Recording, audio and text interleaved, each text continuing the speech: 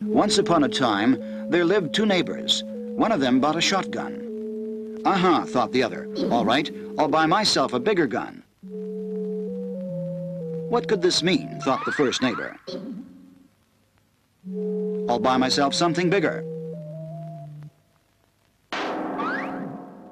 By the end of the 1960s, the Soviet Union seemed likely to match America's nuclear arsenal. The two superpowers faced a choice: slow down their competition, the process that would be called Detente, or continue an arms race that could end in all-out war.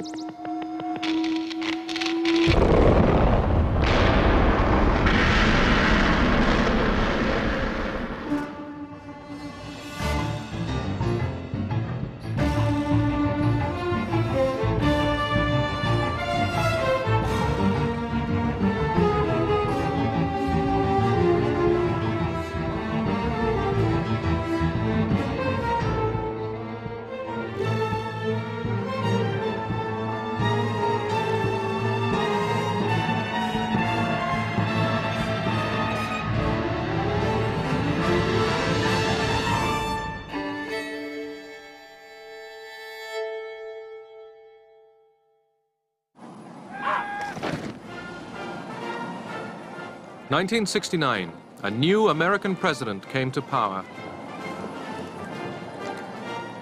Richard Nixon had new ideas about how to make the Cold War less dangerous. He was ready to accept the Soviet Union as America's nuclear equal. When President Nixon came into office, the conventional wisdom of all the media and the people who thought of themselves as intellectuals was that he was a warmonger and that they had to moderate him, and we were under enormous pressure to start negotiations on trade, on salt, on a whole complex of things. This was not a foreign policy politician, particularly in his early years. He had gained notoriety and power, as you know, on the wave of the Great Red Scare, the Great McCarthy period in American politics. He also knew, and this was very important, the bureaucracy. He knew that often the most difficult belligerent powers with which he had to deal were not the Soviet Union or China, but the Department of State, the Central Intelligence Agency, the Pentagon, the Department of Defense, those belligerents arrayed along the Potomac.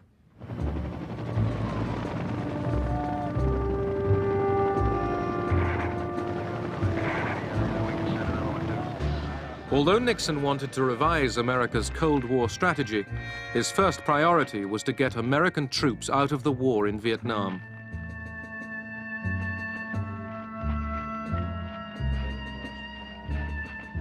By 1969, this war had cost the lives of 30,000 GIs, and there was still no end. When I became Secretary of Defense, there were 550,000 men on the ground in Vietnam, another 1,200,000 in Asia in the Navy and the Air Force supporting this operation. It was a big war. America's ally, President Thieu of South Vietnam, met Nixon on Midway Island. Nixon told Thieu he planned to pull out American troops and hand over the ground war to the South Vietnamese. Vietnamization was the term that I coined in order to get people thinking about the responsibilities the Vietnamese had there. So we came in and said, that's fine as long as you leave behind a well-trained South Vietnamese army and equip us so that we could take care of our own destiny. In July 1969, the first American troops were pulled out.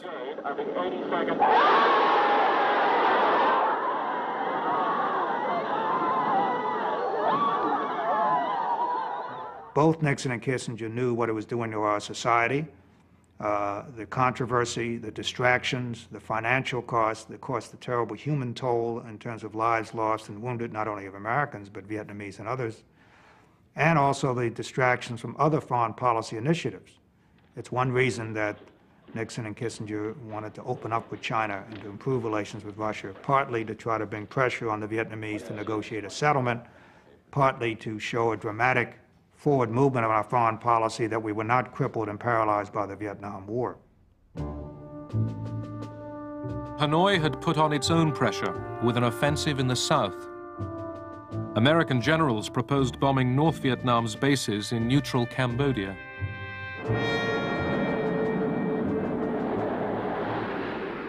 Nixon agreed to the bombing, but insisted the raids in Cambodia be kept secret. Doors open at 30 TG. Can we have a 30 TG? Stand by to release. Ready now. Oh, I'm sorry. Time. Ready now.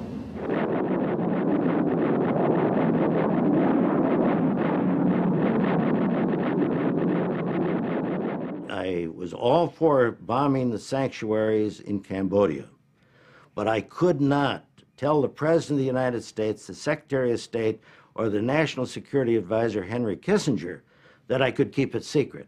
And I thought it would be a very bad thing if that came out at a later time. And I knew it would, because we had 12,000 people that had all that information, and you just can't keep secrets. Laird was right. Anti-war demonstrators protested.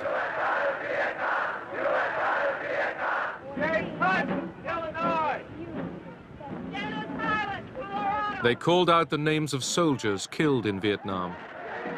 Richard Nixon could look out the window of the White House and see a mob of people marching in the street, protesting the war in Vietnam, for instance. He could take a 3x5 card out of his pocket and take a look. And the polls showed him with the confidence of 70–75% of the American people. And he'd say, I'm not going to let those people in the street make foreign policy for this country. And so tonight, to you, the great silent majority of my fellow Americans, I ask for your support.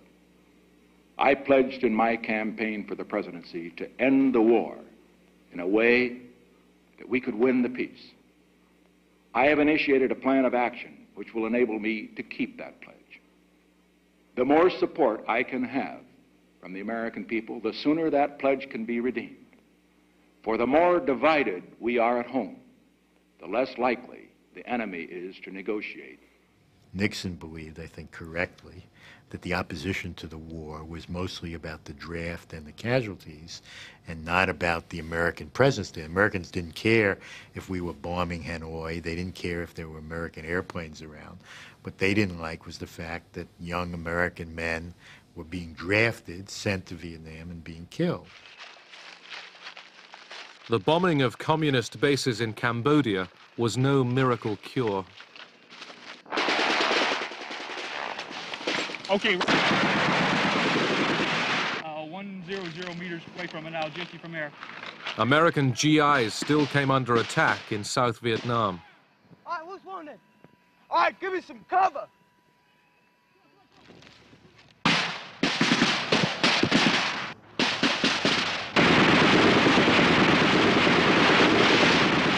Can you move them? Okay, try to bring them back here. Remember to stop the bleeding. You gotta stop.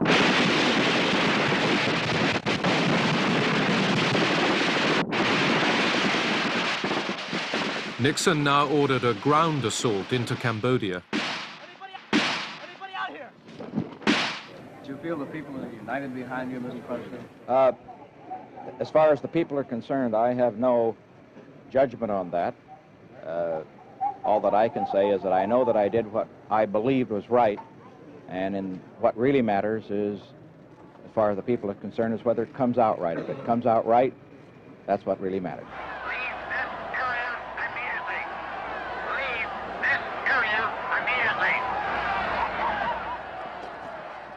Nixon's invasion of Cambodia produced violent protests on American campuses. Ready position.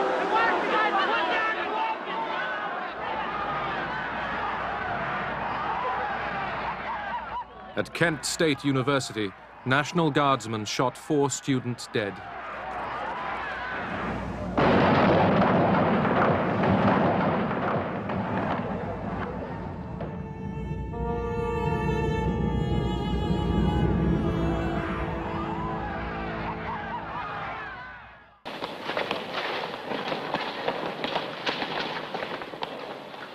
Every year, in the early spring and late autumn, the Soviet Army gets its new recruits. The forces are inconceivable without strong, agile men possessing stamina.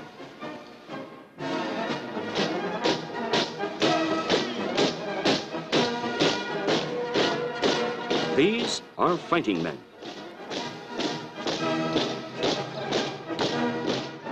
Fighting men alone could not guarantee security. Soviet leaders wanted arms agreements that recognized their nuclear parity with America. They also wanted American understanding in their quarrel with China. The Communist Party chief, Leonid Brezhnev, championed relaxation of Cold War tension with America, the policy that would be called Detente.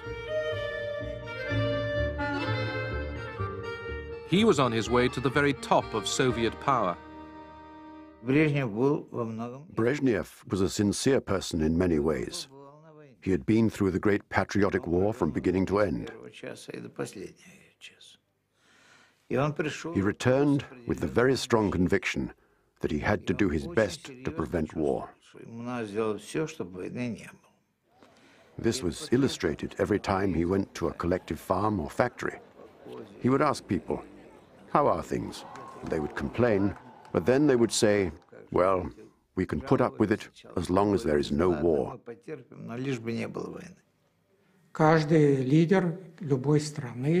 Every leader in any country has the need to express his character and to leave his mark in history.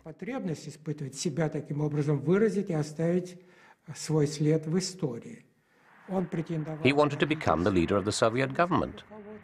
One of the ways he had of strengthening his position was making foreign policy his priority.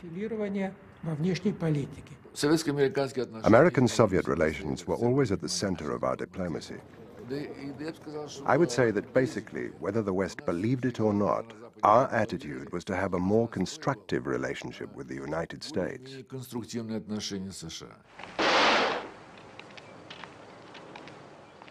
In Europe, the Cold War showed itself most painfully in the Iron Curtain that divided the two Germanys.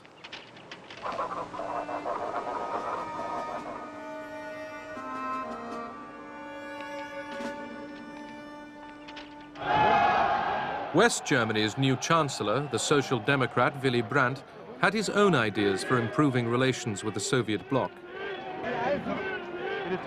The Germans called it Ostpolitik. Wir wollen ein Volk der guten Nachbarn sein und werden im Innern und nach außen. Der entscheidende Schritt, der das Ganze in Gang gebracht hat, The main thing that got the ball rolling was the decision of the Chancellor to call East Germany a state. Regierungserklärung, die DDR als einen Staat zu bezeichnen. Das war, wenn Sie so wollen, This was a fundamental change in our position, unserer Position, die uns which led to fierce criticism from the opposition. erbitterte Gegnerschaft der CDU eingebracht hat. In Moscow, people were all ears. Moskau aber Aufmerksamkeit. In our opinion, there were more sober voices among the Social Democrats, those who would seek common points of interests with us. Not similarities in our outlook, but similarities in our interests. I would like to stress the difference. If we found points in common which would preserve a balance of interests, this could lead relations between the Soviet Union and West Germany out of a dead end.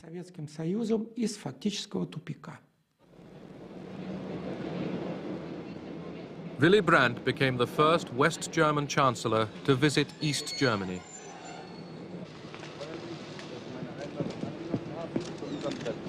Ich wünsche Ihnen einen recht angenehmen Aufenthalt. Danke Ihnen sehr für die Begrüßung, auch dafür, dass Sie gutes Wetter besorgt haben. Daran soll es nicht liegen. Danke sehr. Brandt's visit was a triumph.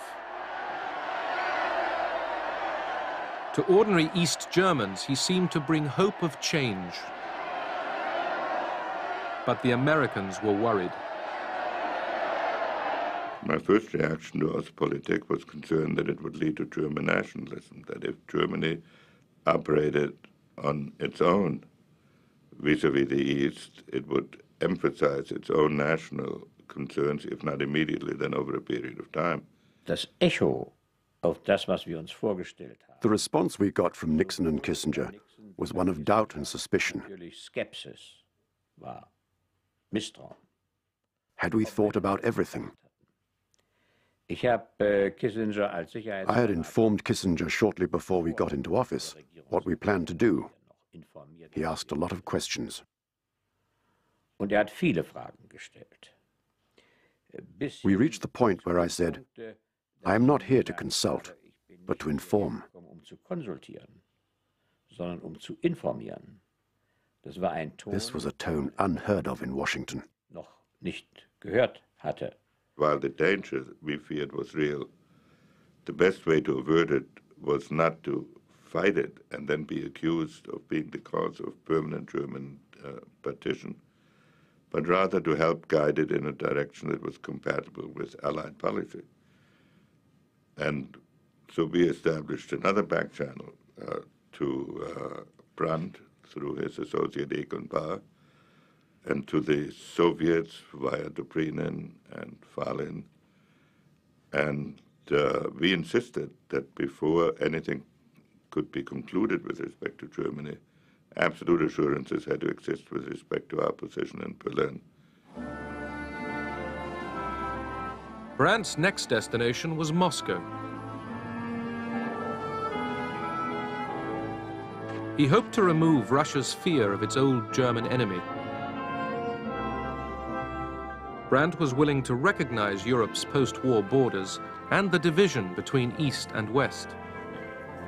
Der Moskauer Vertrag war natürlich The Moscow Accords were the key to our bilateral treaty system with the East. Vertragssystems zum Osten. The Federal Republic ceased being an excuse for the Soviet Union to keep the Eastern Bloc in line. The treaty was a signal from Moscow that there was a readiness for change. Willy Brandt flew to another old German enemy. In dem Wunsch, durch einen Vertrag dauerhafte Grundlagen für ein friedliches Zusammenleben zwischen der Bundesrepublik Deutschland und Polen zu schaffen, reisten Bundeskanzler Brandt und Außenminister Scheel nach Warschau. Brandt had come to recognize Poland's western border, carved out of territory seized from Nazi Germany in 1945. The German Chancellor visited the site of the Warsaw Ghetto. Words failed him. He knelt at the memorial to Jewish fighters who resisted the Nazis.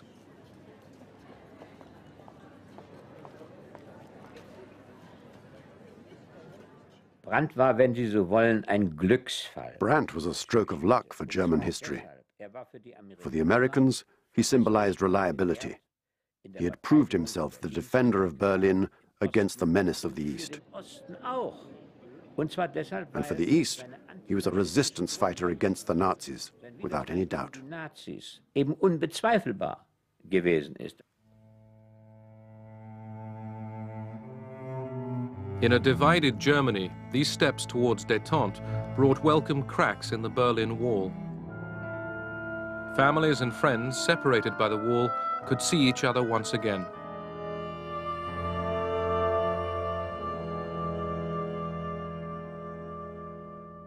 Okay, fine, we'll call you later.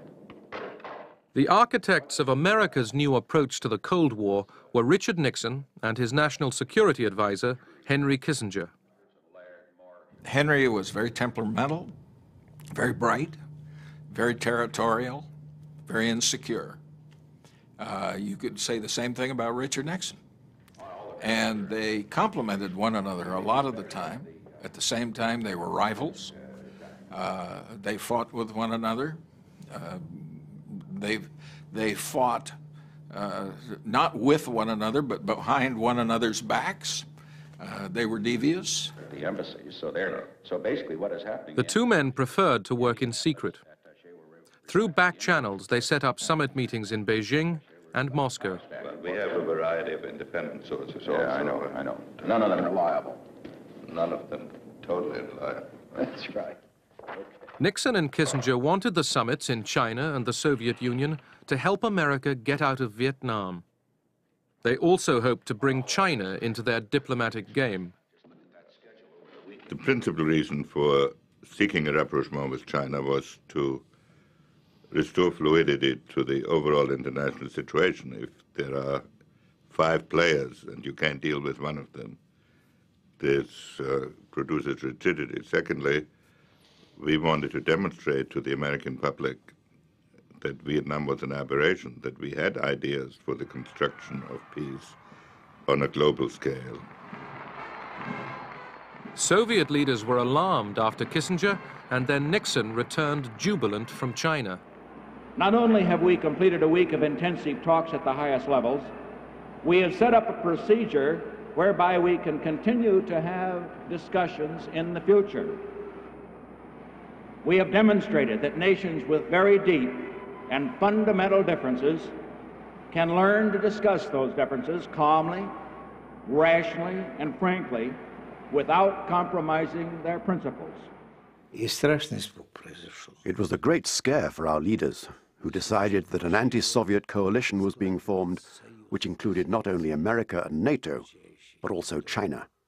We felt we were being surrounded. The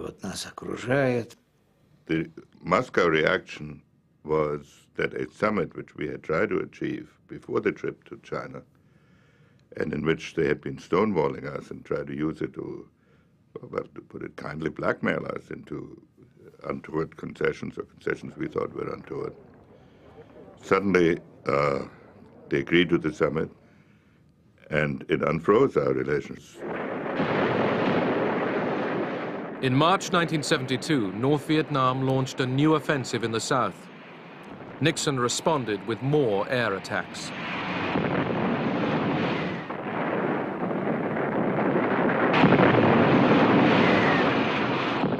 Would the Soviets receive Nixon in Moscow while his planes were bombing their North Vietnamese ally? The general debate that took place in the White House Situation Room, and I was in many of these, was which is more important, the Vietnam front or the Moscow front? And Nixon was the only important person that I can recall who said we can have both. I'm willing to lose the Moscow summit, but I predict the Russians will go ahead even if we bomb Hanoi and mine Haiphong. Nixon and Henry Kissinger played sort of good cop, bad cop with the Russians particularly. Kissinger would see Anatoly Dobrynin, the Russian ambassador, frequently, I mean, like, almost daily. And his line was, look, I work for this crazy man. There's no telling what he might do. So Anatoly, you and I, as reasonable men, must work together to an accommodation between our countries. Kissinger was uncertain whether Moscow would allow the summit to go ahead. I went to see Kissinger. He was nervous but tried to hide it. He said jokingly, "Okay, let's have a bet," because he knew I had a piece of paper with the official Soviet reply. He said, "Let's bet whether I can guess the answer." So we bet a crate of champagne. I asked him, "So what do you think the Soviet answer is?" He was convinced that the summit had been postponed to a later date.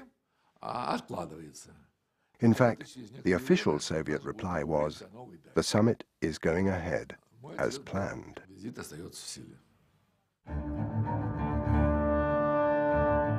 May 22nd, 1972. Richard Nixon became the first serving American president to be received in the Kremlin. The summit reached agreements to limit offensive and defensive nuclear weapons, and it laid the foundation of Detente. For Brezhnev and Nixon, this was the most dramatic proof yet of the new relationship between their two countries. But first, the Soviets had to make their point on Vietnam. President Nixon, Dr. Kissinger, myself, and one other officer, 4 of us, went out to Brezhnev's country dacha. And there we saw Brezhnev, Kosygin, Podgorny, and the National Security Advisor on their side, 4 and 4. We sat for 3 hours in a dacha in which each of the Russian leaders took an hour to blast the United States for its Vietnam policy, absolutely attacking Nixon and the United States. Nixon knew what they were doing, namely they were writing a transcript to send to Hanoi. So he listened patiently, didn't get overly argumentative, basically just took it. After 3.5 hours of the Soviet diatribe, sort of a tag team match among the Soviet leaders, we then went upstairs for dinner, and the entire mood changed. Brezhnev broke out the vodka. There was singing and jokes and toasts. And then later that evening, Kissinger went back, I believe with Gromyko, and did some more negotiating on arms control. The atmosphere was very good, even friendly. We were quite aggressive in view of Nixon's actions on Vietnam, but we made sure it didn't overshadow the summit, because the issues that Nixon was going to raise had already been agreed through the confidential channel. These were very important nuclear issues. All the members of the Politburo knew that the text of the treaty had already been agreed.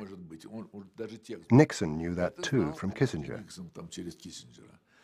So, if we gave in to our emotions, we would ruin everything that had already been achieved. The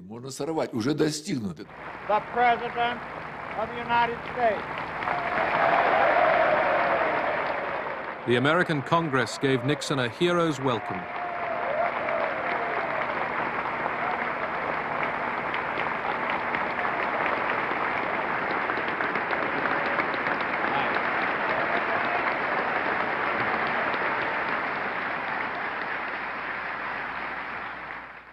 Last Friday in Moscow, we witnessed the beginning of the end of that era, which began in 1945. We took the first step toward a new era of mutually agreed restraint and arms limitation between the two principal nuclear powers. With this step, we have enhanced the security of both nations. We have begun to check the wasteful and dangerous spiral of nuclear arms, which has dominated relations between our two countries for a generation. We have begun to reduce the level of fear by reducing the causes of fear for our two peoples and for all peoples in the world. 2 weeks after Nixon's return from Moscow, 5 men working for his re-election campaign were arrested for breaking into the Washington headquarters of the Democratic Party. It was the start of a major scandal, Watergate.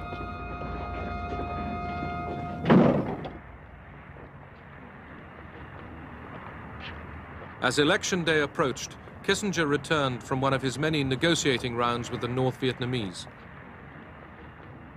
He told Nixon he at last had a deal on Vietnam. The North Vietnamese negotiator, Le Duc Tho, presented to Dr. Kissinger a draft agreement on restoring peace and ending the war in Vietnam. And the first thing he said when he presented that document to Dr. Kissinger was, "You are in a hurry, are you not?" And I recall Dr. Kissinger nodding affirmatively when Le Duc Tho made that statement. We knew that Kissinger had met with the North Vietnamese side in Paris on October 9. So when he came on October 19 and gave us the text in English, mind you, and he asked us to say, well, we got 4 days to sign. And of course, we politely said, well, you know, this is the first time we have been given this text, so we would like to have time to study it. But by the way, you know, where is the Vietnamese text? When I see the widows, the orphans, when I see so many tombs, so many sacrifices for the freedom and liberty of Vietnam, I reaffirm again that the whole people of South Vietnam will resist again any peace which demand the rendition of South Vietnam and which will give the South Vietnam to the communist aggressors. I have great sympathy for Thieu. And at the same time, I have great sympathy for our problem. We faced 65 congressional resolutions in the year 1972 alone that were urging unilateral withdrawal from Vietnam. And Mr. Kissinger said, well, if you sign this, we're going to bring peace, and we'll be, South Vietnam will be developed, people will be happy, at which President Thieu said, listen, we have the interest in the future of our country. We are not looking for Nobel Prize. South Vietnam refused to sign. With his deal facing collapse, Kissinger hastily reassured Hanoi America still wanted an agreement.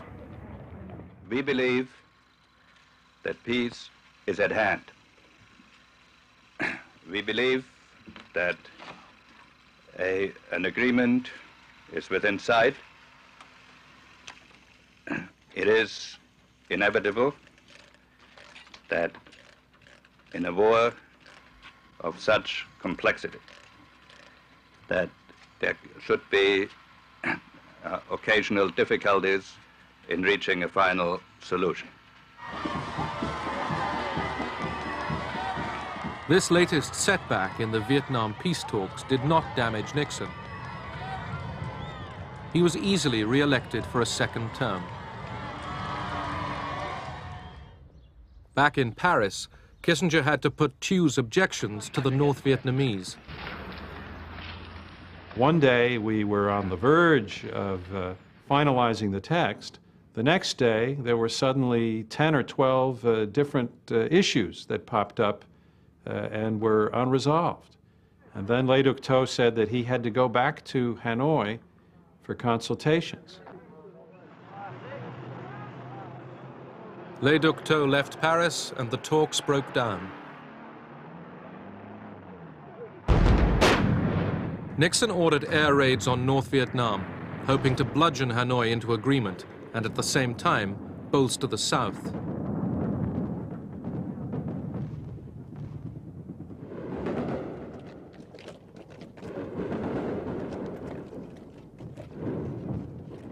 Over 12 days, Hanoi and Haiphong came under the most sustained bombing campaign of the war. The bombing served its purpose. North and South Vietnam were ready to agree to the deal that Kissinger put together.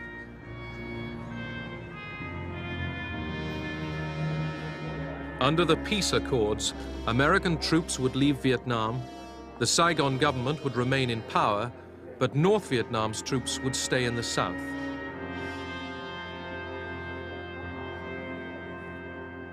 Nixon called it peace with honor. It so happened that with Mr. Kissinger, who had wanted to play the triangular, to do the detente, and Vietnam had to go in order for detente to happen. So this is my own analysis, and then that, unfortunately, was not very good for the South Vietnamese people. Good evening. The biggest White House scandal in a century, the Watergate scandal, broke wide open today. The Attorney General, Richard Kleindienst, has resigned because, in his own words, he had close personal and professional associations with people who may have broken the law. The two closest men to the president, H.R. Haldeman, his chief of staff, and John Ehrlichman, his chief domestic advisor, have resigned. Last week, both men were fighting hard to keep their jobs. We had a great staff system in the White House for dealing with crises. We didn't apply that system to Watergate. I think part of the reason was we didn't consider it a crisis. It was a very small potatoes episode. I had no prior knowledge of the Watergate break-in. I neither took part in nor knew about any of the subsequent cover-up activities. I neither authorized nor encouraged subordinates to engage in illegal or improper campaign tactics. That was, and that is, the simple truth. Regardless of Watergate, the process of détente continued. Brezhnev came to America for a second summit with Nixon. In California, the Soviet leader partied with Hollywood film stars.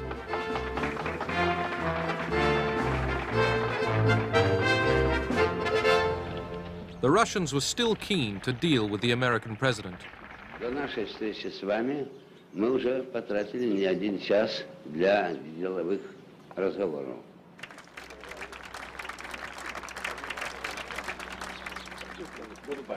Goodbye.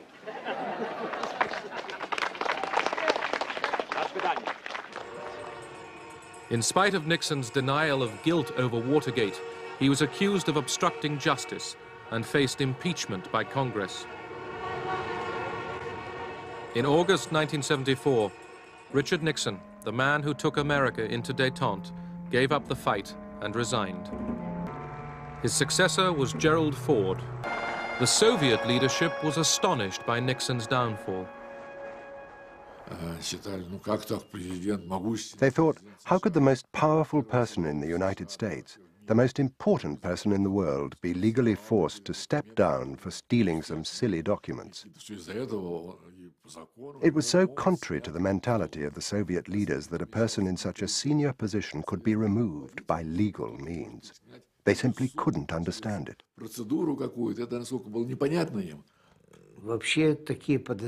There were various suspicions. One of those suspicions was that it was done deliberately by the enemies of rapprochement between America and the Soviet Union.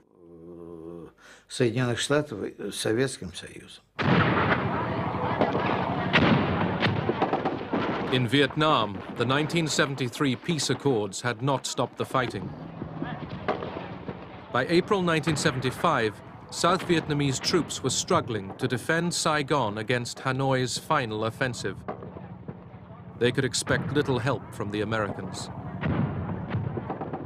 The Congress of the United States refused to supply the kind of military assistance that was necessary to keep the South Vietnamese military forces strong.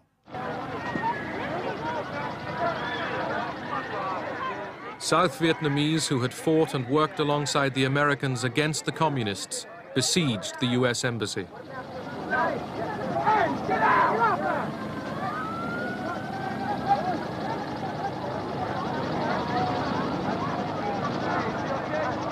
The Americans were getting away, but they had lost the war, and now they could not even save thousands of their South Vietnamese friends.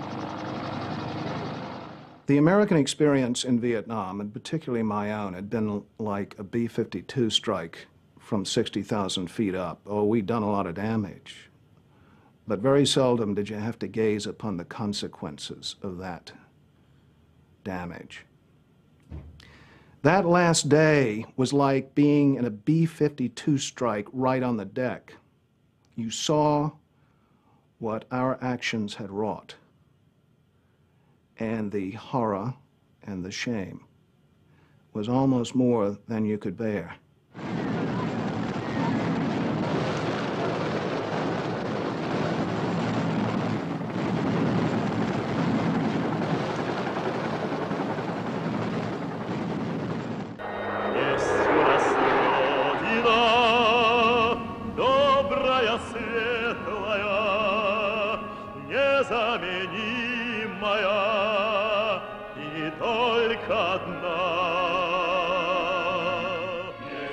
The Soviet Union proclaimed itself confident.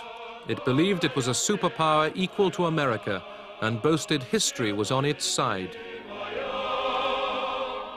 This rosy view ignored one problem: the treatment of Soviet dissidents like the writer Alexander Solzhenitsyn threatened to derail Detente.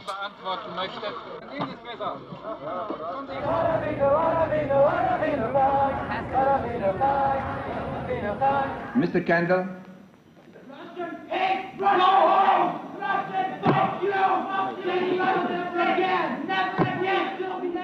American passions flared over restrictions on the emigration of Soviet Jews. The questions of Jewish emigration from the Soviet Union and of human rights were a very strong irritant.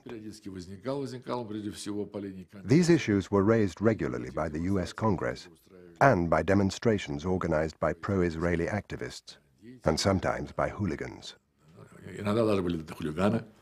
There was at the outset, of course, a genuine backlash in the Congress of the United States against the policy of détente, not in the first instance from where one might expect it, from the right-wing pews of the Republican Party.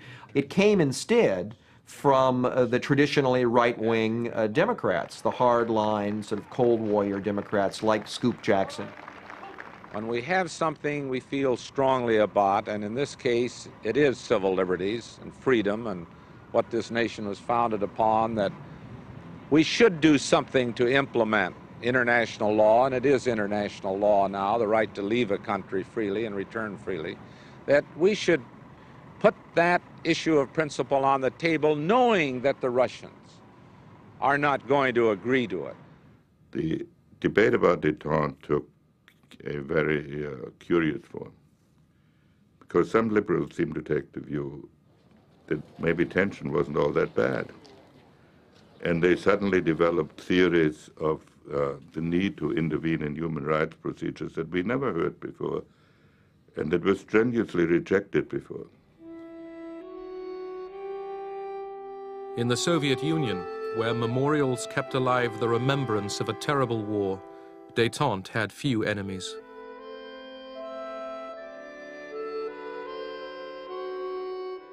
Soviet leaders hoped to guarantee their country's status and security with a treaty to be signed in Helsinki, which would recognize the post-war division of Europe.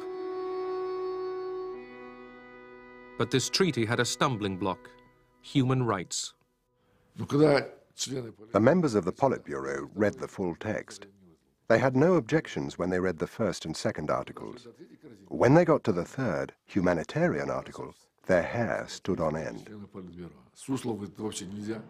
Suslov said it was a complete betrayal of communist ideology. Gromyko then came up with the following argument. The main thing about the Helsinki Treaty is the recognition of the borders. That's what we shed our blood for in the Great Patriotic War. All 35 signatory states are now saying these are the borders of Europe. As for human rights, Gromyko said, well, who's the master of this house? We are the masters of this house, and each time it will be up to us to decide how to act. Who can force us?